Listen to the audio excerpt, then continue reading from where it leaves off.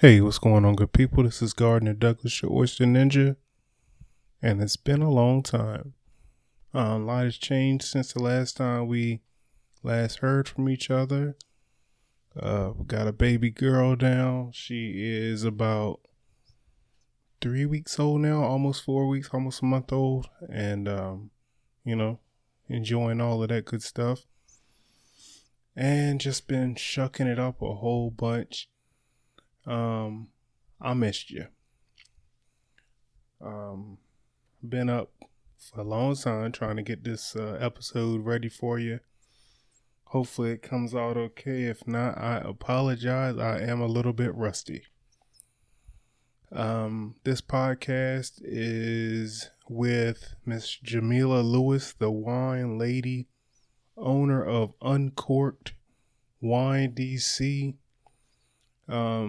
This is a great episode, full of laughs, full of information. I hope you enjoy. Me and Jameelah are teaming up to give you guys a oyster and wine experience that's going down April 25th, I believe. Can find the tickets on Eventbrite. Sorry for this kind of mellow intro, but I promise you this episode is filled full of life. This is gonna be a 2-part episode. Hope you guys enjoy part 1. Again, you know how to get out with me. oysterninjapc@gmail.com. Follow me on Instagram, oysterninjapc. We got the YouTube jumping now, Oyster Ninja. We got all kinds of stuff. I'm kind of hoping that you've been at least keeping up with us social media wise, Facebook page, whole bunch of stuff. Enjoy this episode. I'll talk to you guys real soon. What's up, good people? It's the wine lady here with the Oyster Ninja. Wait a minute, y'all probably wanted to hear his voice first. Wow, that's how we doing it now? Can I do my intro? Yeah, my bad. Wow. You just gonna jack the Oyster Ninja podcast. I stole your intro. What's up, good people? That's not how I say it. Okay, hold on. How do you do it? What's up, good people? What's up, good people? That's not how I do it. I get real close to the mic. I'm like, hey, what's going on, good people? That's how what's going on, good people? Wow, now we're gonna throw the little proper face. Okay, that's how we're gonna do it. All right. Take 10. I love it. I love it. Take 11. Oh no. It's your show. It's your show, sir. Just do what we want to do. All right. I am so sorry, guys. Guys and gals. I apologize for this wine lady. She's not like this all the time. Yes, I am. Why are you lying to the people? She pretty much is. Hey, what's going on, good people? It's your Oyster Ninja Gardner Douglas, and I am here today with this young lady here, the wine lady. Or podcast snatcher. Mrs. Steal Your Podcast. Yes. Oh my gosh. So this is the wine lady, owner of Uncorked Wines. Yes, Uncorked Wine Bar. Yes, sir. And we're going to tell you all about it later, but we got this special event coming up at the end of April 25th. And let me just say, I am super, super, super duper excited. I'm super shell excited. Does that work? Mm-mm. Because it's oyster shells? Never mind. I'm going to say it because I'm corny. I'm super shell excited that you agreed to come to Uncorked and do the sip and shuck. Or you can say I'm in. Anywho, I'm super glad that you agreed to come to Uncorked and do the sip and shuck. The sip and shuck would be nothing without the oysters. And to have the Oyster Ninja in the house is an honor and a privilege. So I appreciate you. Thank you, sir. I appreciate you for thinking of the Oyster Ninja. The only one. Dude, can't nobody else shuck oysters like you? I've been trying to say and nobody else can get me to eat a baby crab. Oh my We'll talk about that in a little bit. That's the intro. Mm-hmm. we going straight to how G Money, who I affectionately call G Money, but he's the Oyster Ninja, forced me to eat a pea crab. I didn't force her to eat a No, pea he crab. didn't. But I like to say that he forced me because it sounds better. It adds flavor to the story. That's flavor to the story.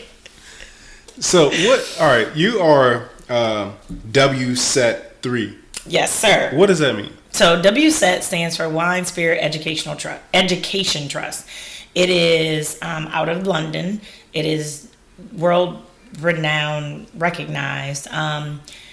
There are sommeliers. There are people who are WSET. There are wine enthusiasts. Everybody has a different blah. At any rate, sommeliers go to their school and they learned how to be a som. WSET is different from som because WSET is about service. Sorry, soms are about service. WSET is not about service.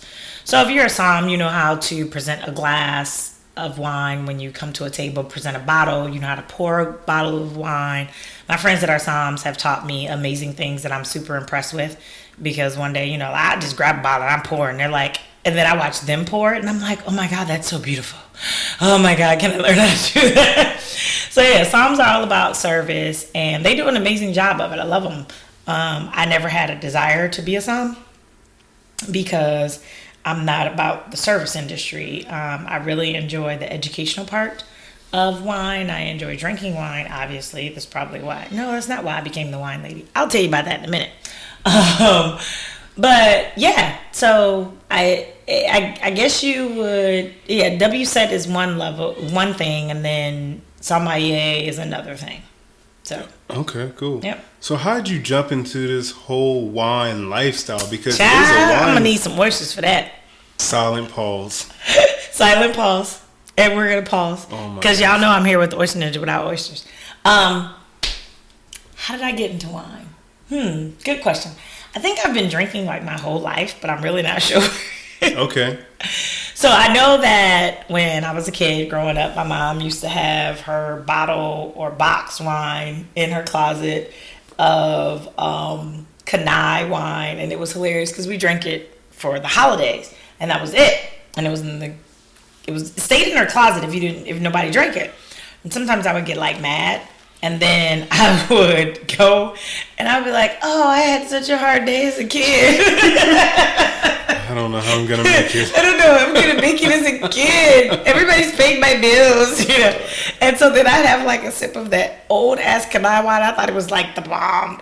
Anyway, moving forward, obviously, didn't really, my mom, she didn't run a French home like I do, so we have wine. The kids can have it all the time. But like when I was, holidays, I was able to drink wine. And then I remember when I went to college, my best friend Miriam, she and I went out for wine one day, and I thought I was like super woke because I ordered a red Zinfandel. And she was like, oh no, we don't drink that. And that's why I ordered a cab. Well, she ordered me a cab. And that started the wine journey. That started it all. Right. Yep. So was your mind blown when you had that Cabernet? It was blown. I was like, oh my goodness, this is amazing. It was really, really good. I had no idea. I had no idea that other wine even existed. I mean, you grow up or you think that you're grown and you start drinking one thing and you get tunnel vision about it, which is what even older people even do sometimes. That's what I enjoy about being the wine lady. I enjoy the amount of wine that I'm exposed to, especially having my own wine bar. And oh my God, wine is just endless. Just got back from Switzerland and France with my good girlfriend, my wine sister, Sakari, and Switzerland only outsources 1% of their wine. They have some of the most amazing wine. I could not drink enough Chasselet. I mean, there's a grape that they have there called Chasselet. Oh my goodness, I couldn't drink enough. So that's only in Switzerland, or what? Only in Switzerland. That's where they grow it. And do they export that? Or? No, they export it, but they only export 1% of all their entire wine production. Right. They're starting to do more now, but not yet. It's it's not wide scale. So the whole idea of going there was to meet some vineyards, meet some winemakers, tell them about, Uncorked and all that kind of fun stuff, and find out, if they could get a distributor. If not, then get my distributor to carry them. But oh my goodness, that wine is mind blowing, absolutely mind blowing. So they only export less than 1%. Mm-hmm. So is that because of a supply thing, or is it because they want to keep it home, or? That's a very good question. I really don't know the reason. It could be a variety of reasons. It could be not wanting to, share the goodness. It could also be, the expense of exporting.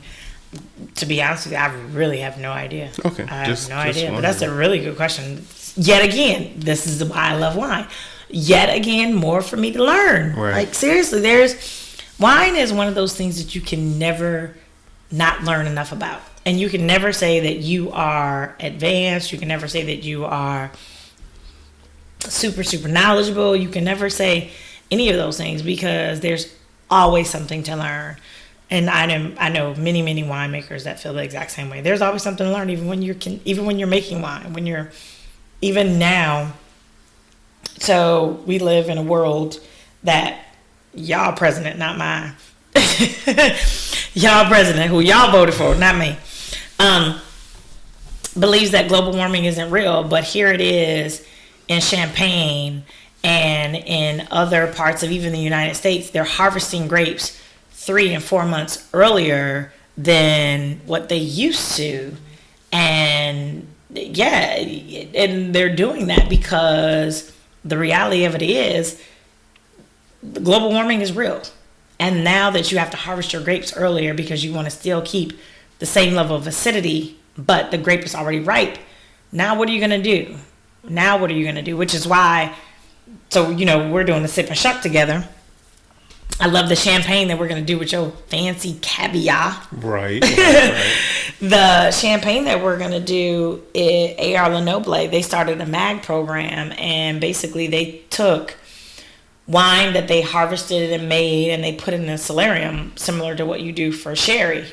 And that's where that wine is kept. And then that becomes the base wine of the wine that they make. So the people that are going to come to the sip and shuck, they're going to have A.R. Lenoble, which is a MAG 12 or a MAG 15. I'm going to buy both of them. So that what they're going to have is champagne that was really from 2012. Okay. Not from recent. Yeah, I mean, because global warming is real. It's real. So, and you might not even know, but are there type of all right, with oysters, you got non-profits that are fighting the cause? Is it somebody fighting for the wine people? Oh, I'm sure there's wine people out there, that are fighting for the cause. Yet again, something else that I don't know. Right. But yeah, and on top of that, I mean, there are wine fights that we are fighting that have, we can talk about the global warming perspective, but I know for myself, I talk about a lot about the women in wine.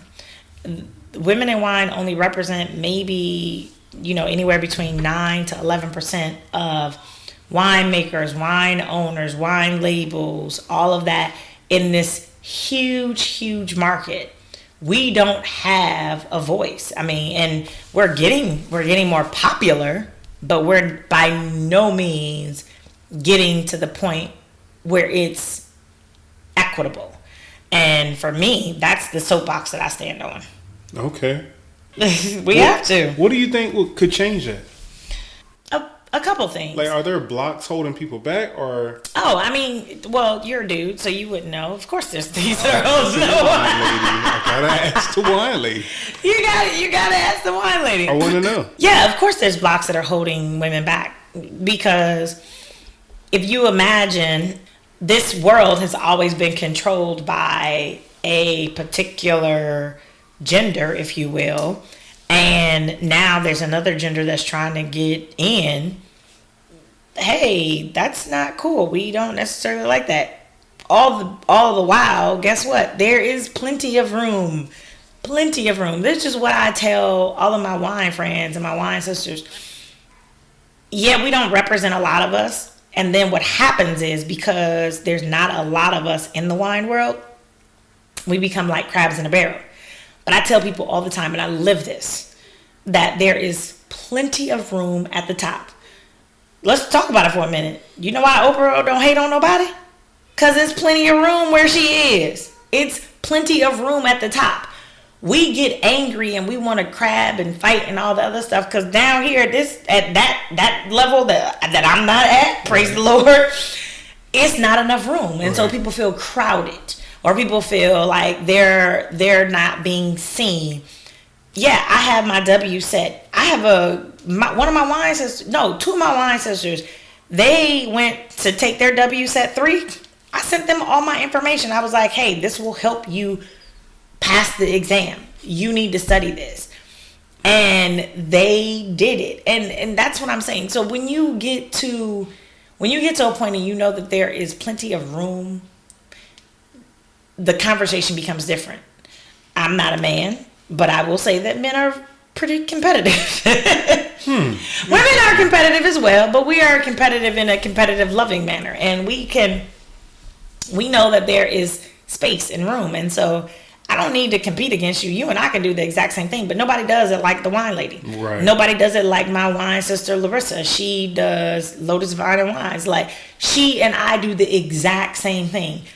I plan on having her come and do a session at Uncorked, because there is plenty of room at the top. Plenty of room at the top. There are plenty of people that I know that have their WSETs. Plenty of people that I know are their Psalms. And for me, I celebrate all of them. Because there's so much room at the top. So much room at the top. There's no reason for us to be haters. Don't be a hater. Don't be a hater. Nobody don't like a hater. So what's a normal day for the wine lady? Next question, please. Okay. What is my normal day? So the wine lady is... Let me have a drink of wine. Ooh, I should do the drink of wine really close to the mic so that people can hear me drink it. I'll say this. Being the wine lady is not my full-time job. Mm-hmm. I am a full-time Navy civilian employee. I also have my own wine bar. I'm a mom. I'm a wife. So my normal day starts about 5:30 in the morning? No. 5 o'clock on a good day, 5:30 on a bad day. And it ends about 12, 1, maybe sometimes 2, which is why I meditate twice a day. I have to, because if I don't get enough rest. Okay. So, yep. Sheesh. Yeah, it's pretty intense. It's pretty intense. So, that's a normal day for the wine lady. But how did the wine lady become the wine lady? Like, yay! Now we're talking about fun stuff. I need to pour my wine.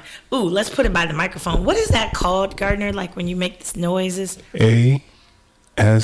All right, so hold on, y'all. This is the wine lady. R. Did y'all hear that? We heard it. They heard it. Anywho, hold on. Can you reach me a Cheeto? Of course I can reach you a Cheeto. I'm sorry, good people. I know I'm really out of character. No, what would really sound better would be a slurping. We need to do a sip and slurp. What y'all think about that? We're going to do a sip and slurp. What is it? AR what? ASMR. You're hilarious. But you don't even sound right. Like, seriously, you should be the oyster ninja. Slurping on the oyster. We're gonna slurp on some oysters. How'd you get the name The Wine Lady? So, prior to opening Uncorked, I used to own a business called Fruit of the Vine. And it was an in-home wine tasting.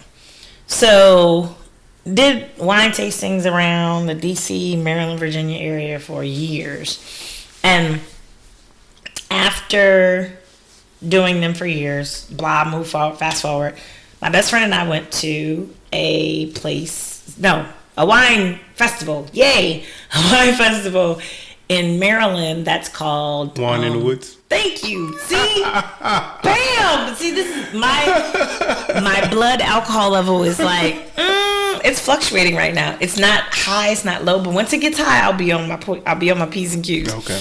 We went to Wine in the Woods, and I'm ordering a funnel cake, and anybody who knows me, I don't eat my calories, but I love funnel cake. I love funnel cake, Brussels sprouts, French fries, potato chips, and now oysters. Oh, and pea crabs. And pea crabs. Can't forget the pea crabs. Can't forget the pea crabs. So I was ordering a funnel cake, and then these ladies, I'm barreling down towards this wine lady. And my best friend was like, I think they're talking to you. I'm like, no, they're not. And I'm like 2 sheets to the wind already anyway. So anyway, they came up talking to us about like the wine glasses. They felt some type of way about the wine glasses because they had these different glasses. And they were like, this is the wrong glass. And they started talking about the wine not being the right temperature when they were served. And it was just really, really encouraging and loving the fact that here it is, these women who I did a wine tasting with. I have no idea when, but I remember their faces and I remember their names. That they actually remember what they experienced with the wine lady. And they took that knowledge and then applied it to when they started going to different events. And that's what I really, really, really, really, really loved. And so when they walked away, before they walked away, we took pictures and all that kind of fun stuff. And then my best friend was like, that's your name. And I was like, bam, that's my name. Boom. So there it is. There it is, good people. There it is, good people. That's my Gardner voice. Yes, we heard the Gardner voice. So with your experience that you talked about in that day, the ladies that you ran into, remembered hands down, like throughout, without giving everything away because we want people to come to see you. What do you go over in your classes? Well, it really depends. That's a wonderful question. I can't even give it away right now, even on the podcast, because the energy of the class really dictates what I share, how I share it. It drives everything. So that's why that's why Uncorked, when you come to Uncorked and you have that's why the slogan is, it's not a wine tasting, it's a wine experience. Because each one is completely different. You may come to a red wine experience, or you may come to a Who's the Champion wine experience, and your friend may come to the next one, and they'll be like, oh, blah, blah, blah, learn this. And you'll be like, wait, she didn't go over that. And there's no structure and the wines are always different as well. Mm-hmm. So I can, in a red wine, I may talk about Pinot Noir and do a Cabernet. But the next class, I may do a Zen and a Malbec. The wines are going to be different. The experience is going to be different. The wine lady's going to be different. Did I meditate once a day? Did I meditate twice a day? Did I start drinking before I did the class? Right. You know, all of that is completely, those elements completely lean to what your experience is going to be when you come to Uncorked. So, yeah, I mean, we definitely go over I go over the basics, and basics even in quotes, because sometimes I don't even know how basic I have to get. And that's why I said the energy of the classroom really drives it. I remember doing a wine tasting at the Spice Suite. Shout out to Angel. Whoop, whoop. The Spice Suite, she was the first person in DC that ever gave me an opportunity to do a pop-up in her place. Nice. Full free. Yes. Nice. She was absolutely amazing. I love Angel. We love Angel. Yeah, she's absolutely amazing. I sent her a DM. She didn't even know me from Boo Boo to Foo. I sent her a DM. I was like, hey, I want to do a pop-up. She was like, sure, come on through. I was like, okay. Where's that button at? Where's the button? That was easy. That was easy. I love it. Yeah, it was amazing, and she was just so amazing. So anyway, moving forward, did a wine tasting at the Spice Suite, and a gentleman asked me afterwards. He says, Jameelah, so is it Chardonnay because it's a Chardonnay grape, or is it called Chardonnay because that's the name of the wine? And I was like, oh, you are awesome. And again, this is the energy of the class. Mm-hmm. A lot of times when you get super educated, you know, like when you become super McShuckerson, like you are. No. You forget the basics. And here it is. This gentleman is in my class, and I'm blah, blah, blahing. And I never even went over the fact that Chardonnay was the grape, but it can be called something else from a different place, from a different region. Because Chardonnay in some regions of France is called Chablis. But here it is. He was like, well, is it, you call it Chardonnay, or is that the brand? And I was like, no, that's actually the grape. And I loved on him. And I was like, oh my God, I love you so much. And it was such a great, great moment that for me, and as well as for him, because that's the type of environment that I like to create at Uncorked. It is a super, super encouraging, informative, fun, loving, embracive environment where you can not know anything about wine, or you can know everything about wine. And I love the people that, come to my wine tastings and think they know everything. Those are hilarious. We won't talk about them. Oh, no, yes, we will talk about them. Yes, we will. Yeah, we will talk about them. Of course we will talk about them in a minute. But yeah, what I love about the people, this is how you separate the wheat from the tare, as they say in the Bible. I'm wine educated. Great. I have girlfriends that are wine educated. But what I also know is that they know more than me, and I know more than them. So we all have something to share all the time. I like the way you worded that. And that's the thing. So we always have something to share. My girlfriend Larissa, Lotus Vine Wines, taught me how to chill wine in 5 minutes. My mind was blown. I was like, girl, love. I was like, what? I was so excited that, because usually I have to go home, put my red wine in my refrigerator, get it to the right temperature, blah, blah, blah. She showed me how to bring my red wine down to the proper temperature in 5 minutes. Bro, my mind was blown. I was absolutely like, I was blown away. At the same time, I taught her that it was bad luck to pour yourself the last zhuzh of wine. Like, right. You cannot pour yourself the last zhuzh of wine because it's thought that it's bad luck. So, yeah, but then I have people, that come to my wine class. I remember this lady most recently. So anybody who knows me knows that my hashtag, my slogan, my everything, and even Uncorked is be kind to your wine. Be kind to your wine really surrounds more about like service, and it not the service aspect like from a somm perspective, but how you serve your wine. Do you serve it at the proper temperature? Are you putting in the right wine glass? Are you holding your wine glass right? All that kind of fun stuff.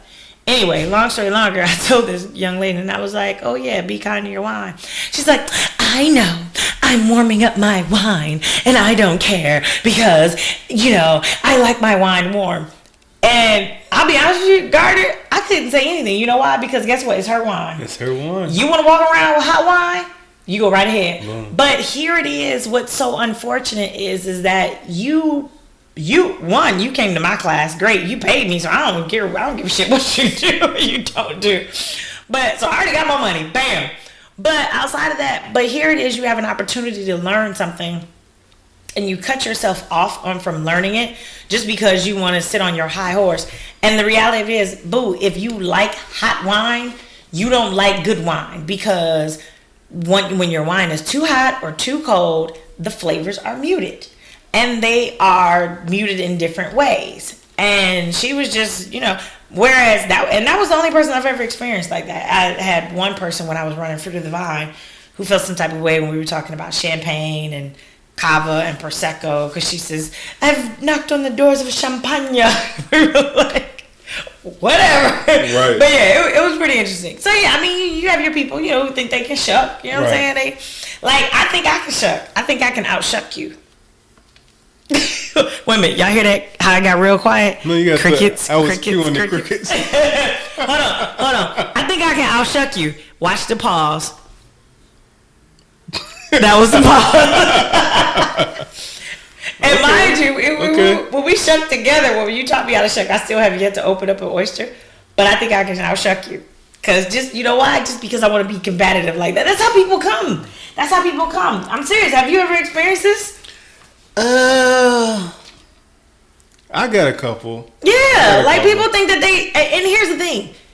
Just because you are a shucker and they're a shucker, there's no perfect, you're not standing on your soapbox saying, this is the way to shuck, and this is, hey good people, this is Gardner Douglas, and I just want to tell you, the only way to shuck is my way. You're not saying this is the only way. You're saying this is how I was taught. Right. This is how I'm making sure that there's no dirt, there's no shell. Mm-mm. The gill is in. Wow. The gill is in. Intact. And what's that round thing? I still keep losing. Adductor. The adductor. Uh-huh. So like when you like do this when you're working out the adductor muscles. No. So yeah, the adductor. I mean, you're giving the basics of how to do a wine, and people don't. And you're not saying your way is the only way. You're just saying, this is my way. This is the right way. You're making sure that the basics of the shucking is preserved. And for somebody to come for you and be like, oh, this is the way I do it. Well, good on you. Right. And that's how I feel about wine. People say it to me all the time. Oh, well, I would never do this with wine. Good on you. And guess what? You're not the wine lady. Bam. Thank you very much. Moving right along. How you doing? How you doing? So, even with that, with people trying to, well, not really, I don't know how to put this. The haters. Be raw about it. Be raw like an oyster. Oh, that's a t-shirt. Be raw like an oyster. Yes. Look out for your 5%. So, with the people that know everything. I know you only said this a couple of times, but like, what about social media? Because everybody is an expert on social media. Everyone is an expert on social media. It's funny. So March 22nd, March 29th, we're doing this rosé, rosé wine. I have a distributor that has over 20, 25, maybe even 30 different rosés. And so Uncorked is going to host we're going to do 4 different rosés every 2 Fridays out of every month. And hopefully we can get you to show up, bam, and bring some oysters. Hopefully. I'm sharing that to say that I shared, on social media that, we're doing this rosé thing. And so you can, like, if you slow down the video, you can kind of see what, I'm talking about in the video. And somebody was like, oh, that's my favorite rosé, blah, blah, blah. And I simply replied back, oh, if you like that, you should totally come to Uncorked because we have this and blah, blah, blah. I think the person got offended. And so their reply was, this is my favorite because of blah, blah, blah, blah, blah. Okay, well, if you want to keep drinking the same damn wine, you keep drinking the same damn wine. Like, I'm trying to get you wine woke. Like, open your palate to other experiences. You want to keep tunnel vision? Boo, I'm okay with it. My mom drinks the same damn thing. So my mom loves Manischewitz. Everybody knows Granny. She loves Manischewitz and she loves Morgan Davis. I always buy her Manischewitz, but what I love about my mother, even at 83 years old, I can pour her a glass of Old Vines in and she'll drink it. And she says, this is not my favorite, but thank you for pouring it. I enjoy it. And she has her favorites, but she's open to other experiences. And she's 83. And I don't even know how old this child was. Child, please. I ain't got time for all that. Do you want to be an expert on social media? Go right ahead. Where's your credentials on social media? Show me your credentials. Don't make me start snapping and clapping. No, we definitely don't have to do all that. So far as drinking wine and maybe drinking. Drinking, not drinking. Drinking. Who said that? I said drinking. Drinking. You see how I got close to the mic? Drinking. Is there a different intoxication level, or is it just the matters on the person? Like, if you're drinking wine or beer or liquor, like, is it the same type of intoxication? This is a wonderful question. So, in addition to having my W set, I'm also an ABC manager, because when I decided to open up the wine bar, legally you have to have an ABC manager on site. So I'm an ABC manager, and then 2 of my wineteers, they are ABC managers. Well, they were going to become ABC managers. So when I can't be at the wine bar, there will be always an ABC manager on site. There are certain wines that So when you go to your ABC manager class, they tell you that this size of shot equals this size of a wine glass equals this many beers. So they break it down in that respect. And then when they break it down in that respect, they also tell you, well, what type of wine gets you, quote unquote, lit faster? You know, what does proof mean? What does that mean what does 80 proof really mean to the alcohol content? What type of beers get you, you know, a little bit tipsy than regular beers? So what people also don't know, anything with bubbles, bam, starts you off way, way high. Oh, wow. Yeah. And then there are other factors that even factor into getting you tipsy. So when you are highly stressed, if you have a high stress level, that automatically, whenever you start to drink, it makes your intoxication level go up higher. If you are obese, believe it or not, people that are obese actually get drunk faster than people who have lean muscle. Wow. Yeah, isn't that pretty interesting? People who are older get drunk faster than people that are younger. Obviously, we can understand that because of the liver function. But yeah, there are a lot of different people that are taller can handle more liquor than people that are shorter. And so you go through all of these things to get your ABC manager license, and then you take a test at the end. So yeah, bubbles. So because I'm in the wine industry, bubbles, I have to really be careful of, you know, bubbles. And the people that are serving wine at the wine bar, I show them, you know, like different techniques. The people that aren't going to become ABC managers, we just talk about like, these are things that you need to know so that you know when to cut someone off. Nobody wants their people to leave, you know, and if you've had, you know, other alcohol before you came, or if you've had drugs before you've come, or even watching a sports type of, something on TV that's surrounded around sports, it raises your level. So you see the people cheering, yay, yay, yay, yay, and they're drinking with that, it can cause higher intoxication levels. Okay, and I guess that has to do with the oxygen level, maybe? Yeah, I don't know. I mean, I think it has to do with, you know, the way your blood is pumping, your adrenaline, how it's all going through, but I honestly don't know. I know, and this, I usually don't talk about myself on podcasts, but I was smoking this cigar one time. You can catch a review on YouTube. Yay! Oyster Ninja PC. But I was smoking this cigar. I was smoking, shucks. Dang, can't remember. You just said shucks. Are you allowed to say shucks? Yeah. Are you allowed to say shucks? I don't know. Because you're a shucker? I don't think you can say pretty shucks. Much. I think when you say shucks, oysters get scared. It's cool because I'm about to say you're saying right now. What's that? Anyway, long story long. Long story longer, yay! So I'm smoking this cigar. I'm giving my review on the cigar, and all of a sudden I had like instant like, man, shoot. Yeah. Why was I talking so much? And I was like, man, let me get done this video because I need to take myself and sit myself down somewhere. Yeah.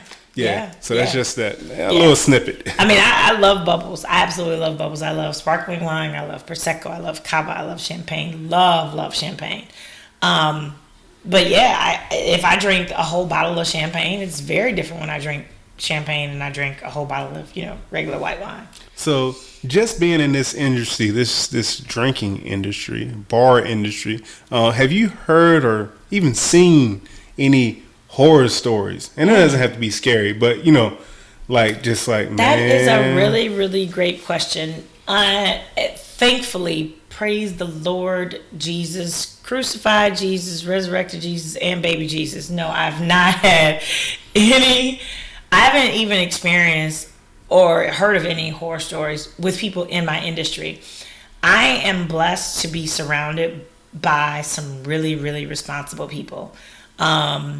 Everyone that I hang out with, even myself, we are all about Uber life, all about Lyft life, all about call a friend, all about call your boo, call whoever, or you stay right where you are until you can get home.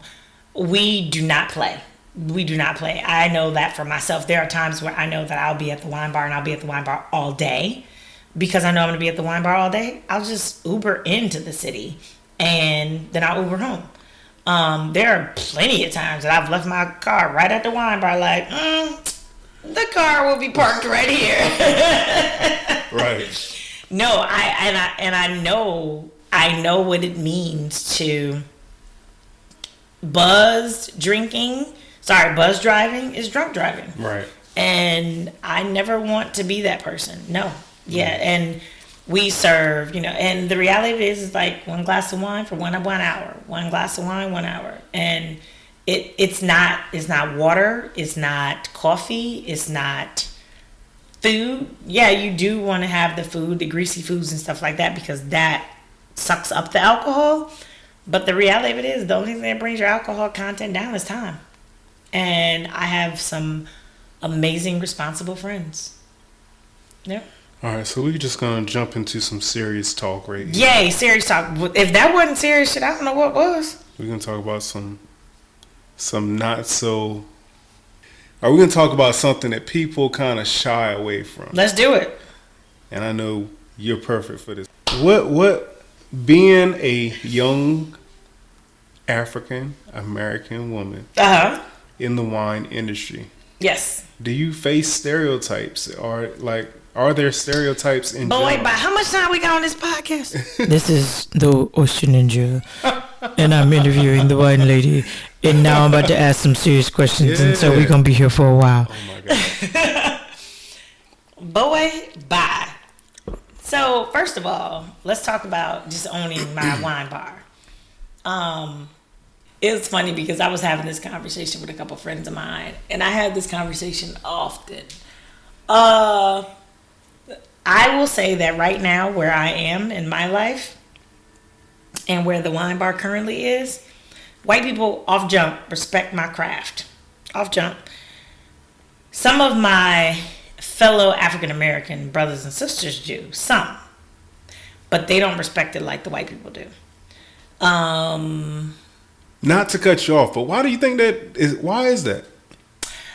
I believe that it is foundational in our construct of being a people. So if you go back all the way to slavery, we were taught that we need to work for people, never have our own stuff. So just think about it. The majority of us aren't even entrepreneurs. So because we were taught to work for people, we weren't taught to own our own stuff. So point number one. Point number two, then we were also taught to, air quotes, tattletale. Some of us were taught to tattletale. Oh, master, so-and-so ran away. Oh, master, so-and-so did this, blah, blah. And those foundational things were beaten into our psyche. And they became generational curses. That's my own opinion. That's the wine lady's opinion. That's the wine lady's opinion. It's not Gardner's opinion. Yeah, I like how I like imitating you. No, no, don't say no. Damn it! I want to see. You should put a poll on this podcast and see if people enjoy my Gardner imitation. I'll do it. And I'm gonna imitate you at the Sip and Shuck. That's Okay. what I'm gonna do. All I right. love that. I'm super excited about that. But yeah, I don't think I know from personal experience. I believe that some of us are raised and then it comes down to how we're raised. If we're raised to share and give and love and embrace, that's what you do when you become an adult. And if you're raised to not share your ball or to and there's nothing wrong with competition. I love competition. I'm super competitive. Oh, and I cheat too. Oh my god. Oh shit, yeah, I will cheat. Let me tell you, so Friday night is family night. Mm-hmm. And that's the only time I ever will even think about playing a video game. I hate video games, hate them. But like we have the Xbox. What do you call it? The thing you move around with, and I got you. Yeah, that thing. Anyway, exactly. That's why I don't play video games. And then we had the Nintendo Wii back in the day, and you could move and all that fun stuff. But like my kids, they would beat me, and I push them. Stiff arm to the chest. Like, oops, sorry, you just messed up your bowling. Oh wow. So no, I mean, and I was I am very, very competitive. At the same time, I think that there is healthy competition, and then I think that there's unhealthy competition. So back to your question, I think that it is a foundational thing from way, way back, and then I also think that it translated into how we're raised. And it's really unfortunate because, again, I just go back to what I said before. There's plenty of room at the top. And because African Americans only represent 11% of the entire population here in the United States of America, crickets. Seriously? Like, why can't we have more than one Oprah? Right. Please tell me why. Why can we not have more than one LeBron James? Please tell me why. And we sensationalize these one-hit wonders, and it's sad. That's facts. It's sad. It's sad. I hope and pray that, at some point, maybe not in my lifetime, maybe in my kid's lifetime, that there'll be a celebration of, this person's a great actor, this person's a great actor, and this person's a great actor. And there'll be a whole, there'll be representation of, yay, we love Denzel. Yay, we love Danny Glover. Yay, we love, and yay, we love Samuel Jackson. And people do. And you love all three of them for different reasons. And that's good. Why that didn't translate to our generation, I have no idea, child. I need more wine for that. And I done ran out of wine. And we ain't got no oysters. Did I point that out? Wow. I'm with the Oyster Ninja without oysters. Yep, you did. Okay, I'll just keep talking about that. All right. So to lighten up the conversation, how are people misled by wine? Like, far as like, bam. You know what one I mean? one word, and one word only. Commercial. Okay. Commercialism. You know why black people love Moscato? Because it was in a music video or a song. And everybody went bananas over Moscato. They ain't know shit about Moscato before it was in. Rosé. They did not know sugar honey iced tea about Moscato. They ain't know nothing about it. You know why black people love Remy Martin? Why? Or Hennessy? Why? Trap Boys. Get out of here. So, not the Trap Boys. So, Fetty Wap. How does Fetty Wap start a song? 1738, Remy Boys. Do you know the history behind 1738? Are you going to tell us? I will, but I'm asking you. Oh, I know it. Oh, okay. Because I was in the wine class. You cheat. I know. I should have played along, but I yeah, didn't. no, it's commercialism. Moscato hit the scene because it was, I believe it was in a Drake song or something. I don't know. And so everybody was like, oh my God, I love Moscato. And black people love stuff that's sugar sweet. Well, if you had a real Moscato d'Asti from Italy, that's either DOC or DOCG, you would know. I mean, Moscato, yes, it is a sweet wine, but it has a different flavor profile than what we are sold. Moscato should have bubbles. That's why they call it d'Asti. In my opinion, it should definitely come from Italy. It shouldn't be this other Moscato stuff that people be drinking. No barefoot? Boy, bye. I'm about to hang up on you. And I ain't even on phone. I'm on podcast in front of you. Like, I'm gonna mute the mic. Crickets. Hold on, crickets. Cue the crickets. Okay, that was the crickets. 1738. 1738 is a cognac. Cognac is made from grapes. The Remy Boys, they call themselves the Remy Boys because they drink Remy Martin. Well, Remy Martin in France made cognac for King Louis. King Louis was like, oh my God, this shit is amazing. Let's have our plot of land only made for 1738 grapes. And so the only grapes that they can grow there are 1738 grapes. But everybody's like, 1738, Remy Boys. And they have no idea where the history came from. So it's commercialism. 1,000% commercials. I want to thank you for dropping that nugget, first of all. Because that's you are very, very welcome. That's like some stuff you got to pay for right there. Right there. You know what? They should buy a ticket. Buy a ticket to Sip and Shuck. Just because you, whoever listens to the Oyster Ninja podcast, buy a ticket right now. Because you'll also learn other fun stuff when you get there. I'm keeping all the gems like secret. All of them. All right, so let's talk about wine.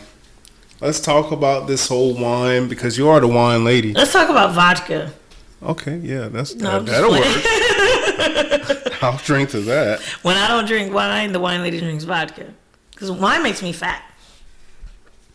Does it? Wine makes me fat. Wine has a lot of sugar in it. Like you in general, or just people? People in general. Because wine has sugar and yeast, and makes you fat. You want to go on a diet? Drink vodka. So is it any worse than is wine like one of the worst things to drink as far as nutritional? No, because if I'm not eating, I'm drinking. What about the whole one glass of wine a day or one glass of red wine a day? Oh no, and that's for heart. That's for heart, and that's good. Oh. So what I'm saying, a banana is 120 calories. A glass of Prosecco is 120 calories. What do you think the wine lady's going to drink? The Prosecco. Precisely. I much rather drink my calories than eat them. Okay. That being said, drinking is empty calories by you eating something because it sticks with you. So, no, I mean, wine is always good. You should drink all the wine you can drink. I was just being funny. But when I do gain a certain amount of pounds, I lay off the wine and then I start drinking vodka. Vodka is good for me because it doesn't have as many calories. Right. And because it doesn't have as many calories, I'm able to manage my weight a little bit better. All right. Glad to hear that. Thank you. So he said that like I was fat. No. Now I'm like feeling some type of way. Wow. That's how men always be getting in trouble because, we just get... Right there. You were like, thank you for that. And then you kind of gave me that look that you were like, yeah, Jameelah, you probably need to go on that weight loss program. I feel that right now. Well, I just invested in Weight Watchers. So, I mean, I'm not going to stop you. Me and Oprah are going to love you. We're going to love you. Weight Watchers, y'all. Anywho. So, is there any nutritional value to drinking wine? Boy, of course. Of course. It's wine. It's wine. It's wine. There are benefits. The antioxidants alone in wine are mind-blowing, which is why it's a heart-healthy wine. You have a heart issue, drink a glass of wine before you go to bed. It is very good. It's very, very good. It is very good. But I don't drink wine for the health benefits. Okay. I don't. And I don't drink wine for the intoxication either. Mm-hmm. So I drink wine because of the journey in the bottle. Nice. So when I first started drinking, and my husband was in medical school. He had no idea, because he's gone. He's doing surgery all the damn time. He didn't know shit.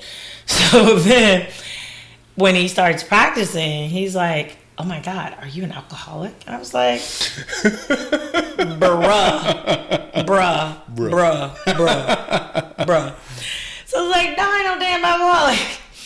So, and I told him, I was like, no, wine is a journey. And he just didn't understand it. And then we ended up going to a wine tasting in Annapolis. And dude came out, first thing he said, wine is a journey. And I looked at him, I gave him the hardest side eye. I was able to give him a side eye. And you hear that? Wasn't even able to side eye back. That wasn't even a word, side eye, back then.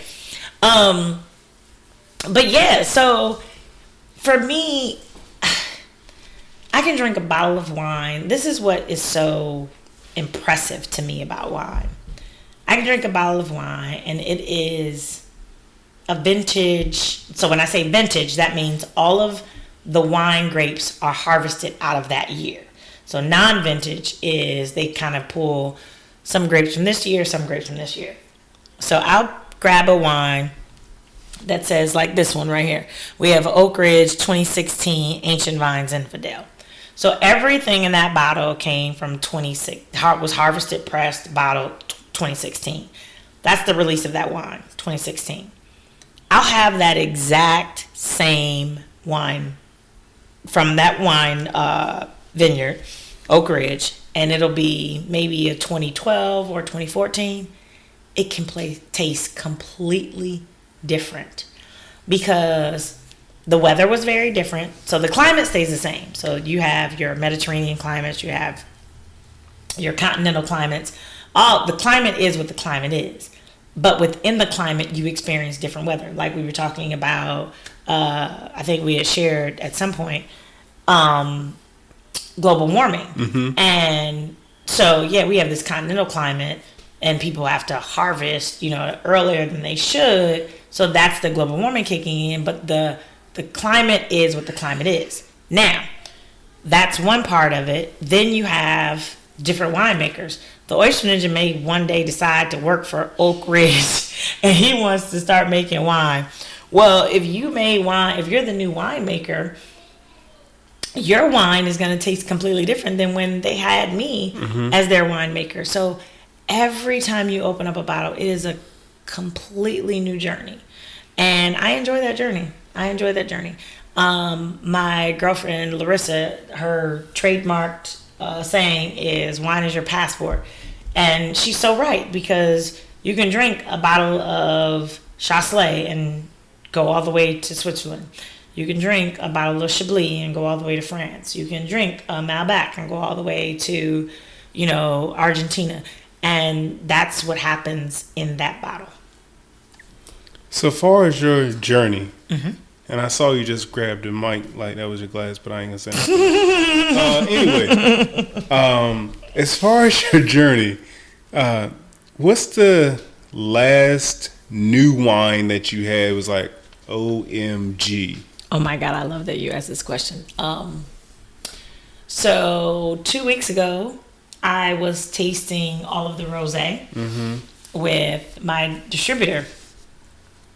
And when he and I finished tasting, I simply told him, okay, I want one of everything.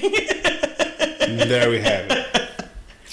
I want one of everything. I could not decide. I honestly couldn't decide. They were absolutely amazing. 2 of them, I really didn't, well, maybe 5. 5 of them, I wasn't doing cartwheels over. But I know that some of my customers would. And when when you own a wine bar, you don't just buy for yourself, you buy for everybody. 2 weeks ago I had over 25 different rosés and I was getting it in. I loved them all. They were really good. Thanks for calling the Oyster Ninja. Oh, yeah. Well, I mean, if I would have called you, would you have brought oysters? You know what? Moving right along. You know what we're gonna do after this sip and shuck? We're gonna do a rosé wine and oyster pairing. That's what we should do. You already know I'm down. Yeah, we should do that. You already know I'm down. You're gonna be like a frequent flyer at Uncorked. You're gonna be like, I hope so. Is Jameelah calling me again? No, I'm not. Lord no, I'm not. Jesus. Be like, G Money, go get them oysters, son. And I'll be there. Yay. Never mind. I'll be there. So, is there a good wine or bad wine, or is it just different taste buds? Wonderful question. There is a such thing as bad wine. Okay. Bad wine means that it went bad.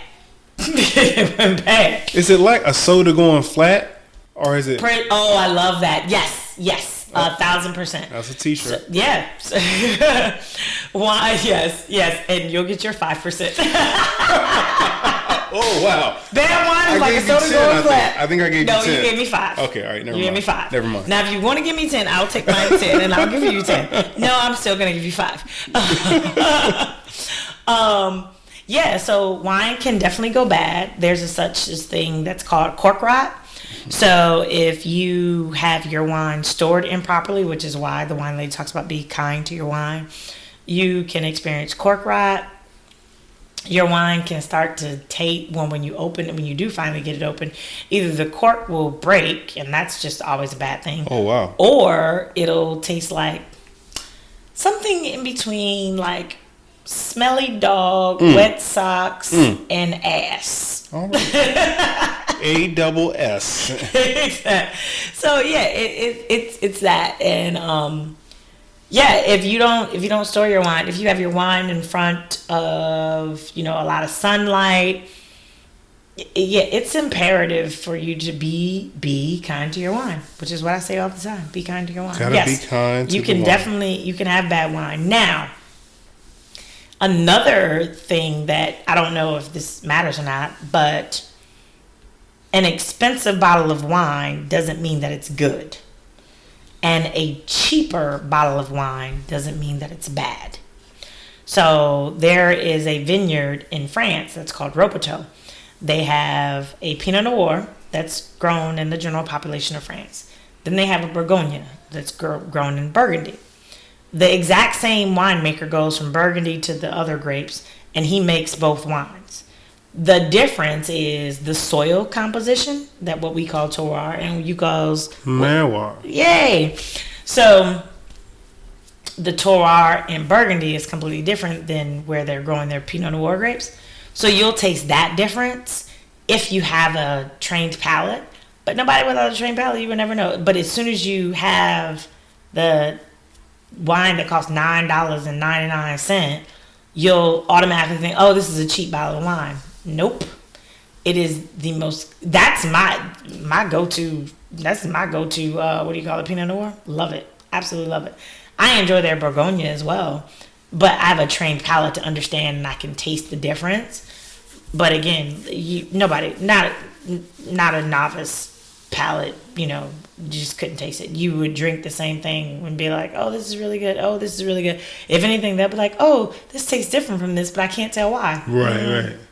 Well, how much do you think this wine costs? How much do you think this wine costs? And they'll rate them both. Right. I've gotten high rating cost from the $9 one, and I've gotten low rating cost from the $9 one. It really depends on the palate and how it's been trained. But yeah, so bad wine does exist, but bad wine has nothing to do with the price point. Bad wine has everything to do with if the wine went bad.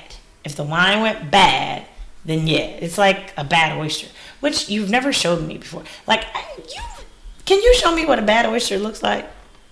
Well, my oysters are usually so fresh. We never. They are. Like, I don't need. But this is where. So I show people and tell people what bad wine looks like, or tastes like, or stuff like that. But I would never know what a bad oyster is. Oh, you would know. Oh, I would? You would know. Oh, okay. Would you say ASS? Oh, it smells bad? It smells like straight garbage. Like garbage. As soon as you pop the top shell, you just get a whiff of just straight funk. Ugh. Like ammonia and stop. Swamp juice. Oh, stop. You said swamp juice and ammonia. Lord Jesus. Dripping down. Now, does it look the same? Because wine that has gone bad has a different color as well. Oysters that are bad. Especially the white wine. So it's like different steps into like going bad, I guess. It could be dried up, which if an oyster doesn't have juice, I'm not going to serve it. Okay. But there are some oysters where you have a little bit juice in it, and then once you cut it from the adductor muscle, it's like it releases that fluid from the actual oyster, and that's on you. Okay. If you think it's okay, serve it. If not, throw it away. Don't second guess yourself. Okay. And then, so you got dried up oysters. Then you got stanky oysters. Stanky, I love it. It's just gonna be stanky, and a stanky oyster. And like I've been to the raw bar a lot, shucking for restaurants where the whole as soon as you open it. The first couple times I was still young in the game, and I would just keep shucking, not serving the oysters, but throw them away. Okay. But in my pile, my pile is, you're in a raw bar, you're the shucker, right in front of you is the customer. Right. So if you can smell it, the customer can smell it too. And I'm not gonna say I didn't care, but I was at that point then I'm like, it's nothing really I could do about it. Now I'm at the point where, I do a lot of private events in people's homes. So it's going to be more like, excuse me, I got to take this oyster out. I'm not going to keep it in the house because it literally sense up everything in that AO. Yeah. Wow. Yeah. And that's a bad oyster. So that's why I say you know a bad oyster when you smell it. So I mean, so are they? But you don't know that they went bad until you open it. This is Jameelah hacking the Oyster Ninja podcast. Welcome, good people. This is the wine lady. So no, just by looking at the shell, no, you can't tell that it's a bad oyster. Yeah, that's how it is with wine. You can't tell that the wine went bad just by looking at the bottle. Right. Yeah. Okay. I mean, you could tell if you knew that the wine bottle had been stored in a particular way for years and years and years and years and years. I get questions oftentimes. They're like, "Oh, Jameelah, I've had this bottle of wine since I got married in 1975." And I'm like, "Well, where was it?" "It was in my bathroom under the sink." It's like, and it's 2019. Girl, bye. Throw that away. I mean, those kind of funny questions, but yeah. You can't tell by the actual bottle because everything looks preserved. So since we're right here, how do you preserve wine? I use my wine refrigerator, but let's talk about my wine refrigerator for a moment. So I have this amazing dual zone wine refrigerator. It's awesome, but it always stays empty. Okay, why is that? I don't know. I think you be coming over stealing my shit. Probably not. I have no idea why my wine is always empty. I don't understand why my wine refrigerator is always empty. And if anybody, I wish we were live right now and people could like call in and figure out like why my wine refrigerator is always empty. It's not my fault. So outside of it not being my fault, I use my wine refrigerator. Prior to purchasing a wine refrigerator, I would keep, in the wintertime, I would keep my wine in my garage. In the summertime, or even sometimes wintertime, I keep it in the basement. And if you don't have a basement, you can do it in your closet. But you always want to make sure, especially if it is a wine with a cork on it, you want to make sure that the wine stays in contact with the cork because that prevents it from having cork rot. So the wine stays in contact with the cork. Now, if you have a synthetic cork a synthetic cork, or if you have a screw top, then you don't have to worry about that. But if you have a cork, like made out of cork, you want to make sure that the wine is laid horizontal and that the wine stays in contact with that cork because it prevents cork rot. Okay. Easy enough. Yep, you make it sound so easy. It is easy. You know why? Because it's wine. So let's talk about this real quick. Right. You know how easy wine is? No. Wine is so easy that it was Jesus' first miracle. Bam. We can end the podcast right there on this note. Right there. Mic drop, exit stage left. He turned water to wine. You know how they tell you always, oh, you should drink water. You should drink water. You should drink 8 ounces of water. Blah. 6 to 8 glasses of 8-ounce glasses of water. Something like that. That sounds about right. Why don't you drink 6 to 8 ounces or 8 ounces of water? I'm all for it. I mean, let's do the math here. Wine, yes. Wine is all that and a bag of potato chips. Yes. All right. So I'm figuring this is going to be a 2-part. This is going to be a 2-part episode. I'll do a 2-part. You got it. You should come.